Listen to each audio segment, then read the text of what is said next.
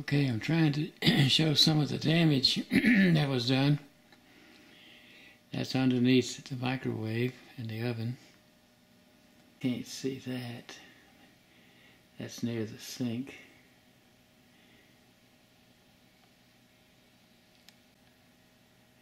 Don't think you can see that either.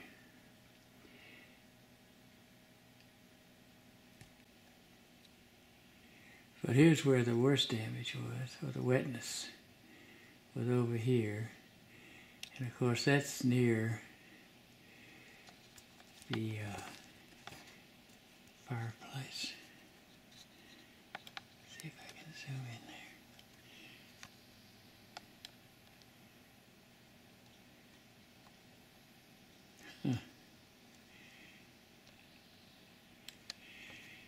So,